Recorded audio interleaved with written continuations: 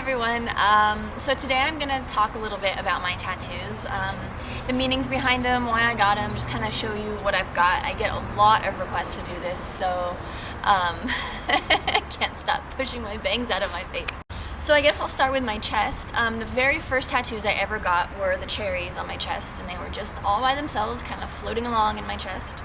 My nickname growing up was Cherry. That was kind of a nickname bestowed upon me in junior high because my real name, maybe some of you don't know, is Cherokee. So it wasn't some hip little rockabilly thing that I did. It was long before I was into that. So yeah, then I got the Sacred Heart in the center.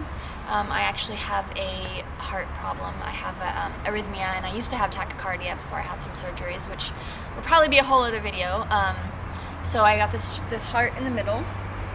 And then after that, I added the banner, No Rainbows Without Rain, which is kind of like an inspirational saying to me. It's partly from a Dolly Parton song, but not completely, and it's just kind of something that gets me through the hard days. So after I got the text added, Eno from Guru Tattoo, who does a lot of my work, he actually went back and added the pink ribbon, and then he added the boombox and the dictionary, and some of the color and the swirls behind to tie it together. The boombox and the dictionary are actually from a Gaslight Anthem song called Boomboxes and Dictionaries, which was kind of the song that inspired me when I was moving to LA. It was kind of that like cruise down the freeway with the windows open and feeling like everything's gonna be okay kind of song. So if you guys haven't heard it, you should listen to it. It's actually in one of my videos that I've already posted, so go back through and find it and listen to it. I guess the next would be the portraits on my arms.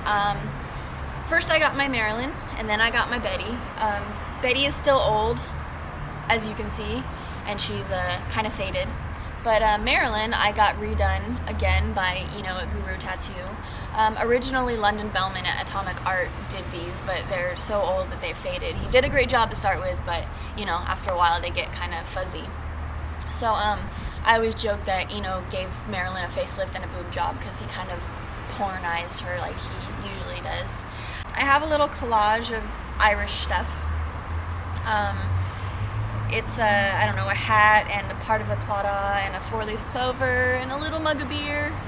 And this is all kind of for my dad. My dad immigrated from Ireland, so I kind of wanted to do a little tribute to him. And I thought it would be fun to put a bunch of little Irish stuff on me. Funny thing is, I have a corncob pipe and it's right where my vein is. And like I said, I've had surgeries. This vein is completely covered with black, so they can never find it. So when they go through this vein, they have to go through the smoke, and it always kind of swells, and it looks all three-dimensional and silly. So yeah, that's kind of my surgery vein right there. Speaking of surgery, on my right wrist, I have my Flatline. I actually flatlined for 20 seconds during my first heart surgery, and I got the actual printout from my doctor, and I had it condensed to fit on my tiny little wrist. It's actually about that long in the printout, just to kind of remind me that life is fleeting and it can all be gone in a second. So the next thing that's really important to me, I have on my forearms my brother and sister's names. It's funny because a lot of people ask me if they're plungers.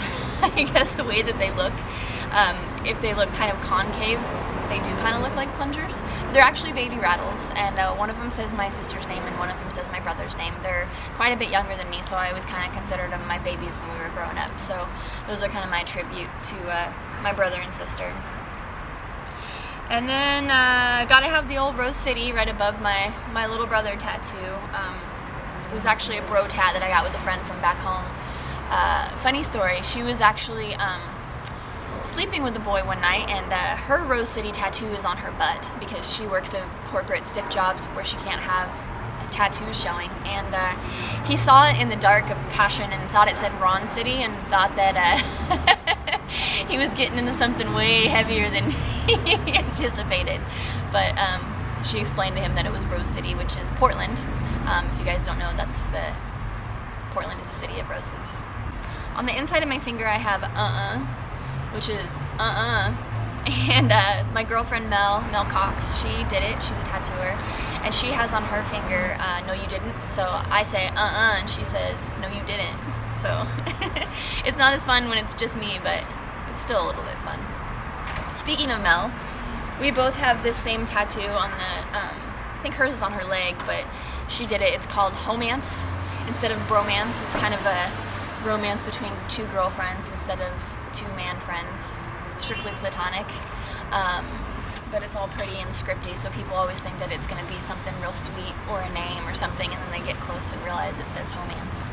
And right behind homance, I have BHFL in my little gangster letters, and that stands for Best Hoes for Life, which is also a Mel Cox special.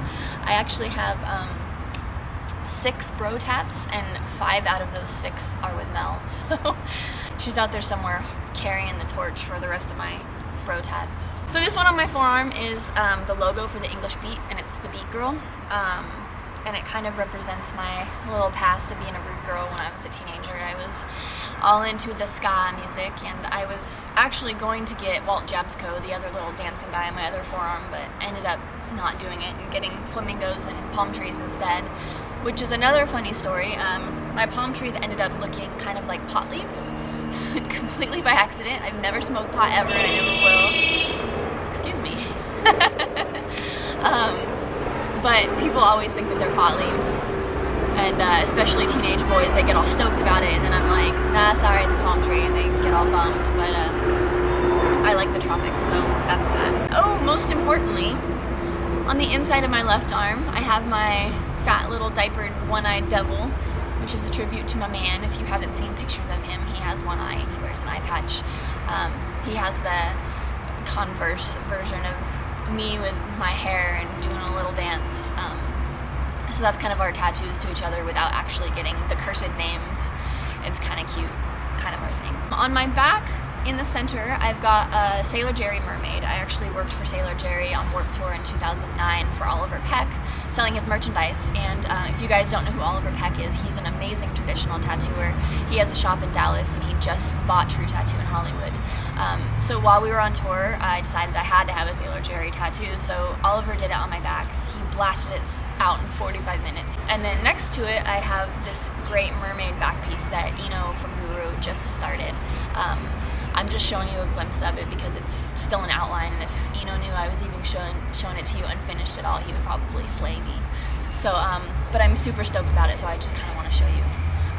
And then once I get more done, I'll show you more. And I actually have another video coming out of the progress of it, so you guys will get to see start to finish on that. Alright guys, so those are my tattoos, and I hope I gave you what you were looking for.